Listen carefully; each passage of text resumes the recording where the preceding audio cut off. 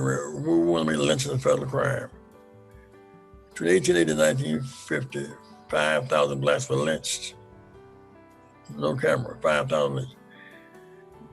Indians were driven west by a trail of tears. We were driven north by a trail of blood. They burned the whole town. They would have church service. Then 4 o'clock, there'd be a lynching downtown. Leave church and go watch a black body mutilated and burned at the stake. That does not fit the white narrative of who white people are. We think civil rights started in 1955. Jim Crow, in many ways, was worse than slavery. At least in slavery, the owner had an interest in protecting his slaves for production purposes, for tax purposes. Apartheid really was worse than slavery, Derek, in this sense. Separate but equal. Whites, you have separate, but whites have the right you don't have the right to vote. You don't have the right to own land. This thing is not about just about police, it's about banking, industry, technology. 69 years in 1965, radio was discovered, came out on lottery. TV was discovered, lottery. We were not a part of that. We built the whole American society on race supremacy and black inferiority. So I'm concerned that police is just one dimension of race supremacy. You fly an airplane to LA or San Francisco, or Oklahoma City, wherever we land, there's not a black skyline building in America, not one. Banking apartheid is healthcare, education, jobs, ownership. My point really is this. We can't just talk about race supremacy, we must look at it real. Why you didn't have a black auto dealership in 1966? Auto dealership. Why there are no black Hilton franchises? Race supremacy. We've been locked out of society. And we can't borrow money. We can't get credit. So we must dismantle apartheid, not just police. Lynching should be a federal crime. The guy that killed Aubrey in Georgia, they get tried on hate crime because Georgia doesn't have a hate crime legislation. I didn't know that. No, and so it really should be a hate crime on the anti-lynching provision. It's not, lynch is not a federal crime yet. Lynch is not a federal crime. Never passed the bill right there, and then never passed the bill. Good cops become bad cops when they cannot tell about bad cops. Blue flu silence. Silence is violence. Police know who's the brute. They know who violate people. They won't tell it. So they become bad cops. The fact that they cover it up and won't tell it. If they tell it, they'll get hurt, get killed, can't get promoted. So that system is corrupt. Good cops become bad cops when they cannot tell about a bad. Sovereign immunity. When Laquan McDonald was killed in Chicago. They covered up for the days, gave the family $500,000. So it got out. Cops said he attacked him. He shot him 16 times. When he was jailed, first cop was jailed for killing a person in 50 years.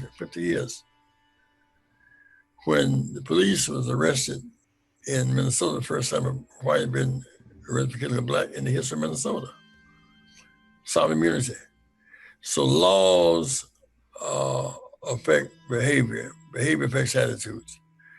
I believe that we must make racial behavior illegal. What made Black Lives Matter take off was after Trayvon was killed, killer went free. Yellow killed, New York, killer went free. Michael Brown killed in Ferguson, Missouri, lived around 6 hours in the hot sun.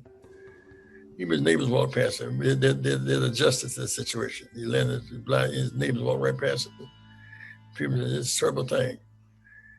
My friends, when somebody said, Black Lives Matter, it came out of that situation, Black Lives Matter. The good news is, 2 weeks ago, a racist congressman from Iowa was defeated, Stephen King. Black woman is now mayor of Ferguson, Missouri. I have to see the God factor in this because we focus on Trump and Biden, but the black mayor of Montgomery and Selma and Birmingham and Mobile and Richmond and Austin and Dallas and Houston. I remember Dr. King did a concert in Houston in 1967. Aretha Franklin and Belafonte did a concert tour for him. Except on the stage, to give Aretha flowers, they put tear gas in the fans, ready to evacuate the stadium. This city has a black mayor. So I see daylight coming. This crisis has given America a chance to express, remember, something that didn't exist. There's something deep down that's been cultivated over the last few years. We're better than we've ever been. This is the best America's ever been. Today is the best America. America's never fought this much over a black man being killed, ever. We're best. We have the most blacks in Congress, Latinos in Congress, the Americans in Congress. We will determine the next president. We have 40 million blacks in America, more overwhelmingly outvoted white people now. So I guess my real point is that while I was pained by the public execution of George, as Ms. Parks said, Ms. Parks, why don't you go back to the bus? You could have been hurt. You could have been pushed off. She said, I thought about Emmett Till, I couldn't go back. God can speak to us from the grave. Emmett Till told Ms. Parks, sit down. And when she really planned to go to test the 54 decision ban, but when the moment of truth came, she wanted to get up. Emmett Till said, you can't get up. In many ways now, George speaks to us from the grave. The God factor, I'll keep on living after I die. I think we're allowing this conversation to take place, but I'm convinced that attitudes come from the law. And the law for behavior. When ex-kids play the football, they shouldn't play. The rules determine the winner. So rules matter. Law matters. Right now, our predicament, the ghetto is legal. People of faith fight for just law. I mean, I'm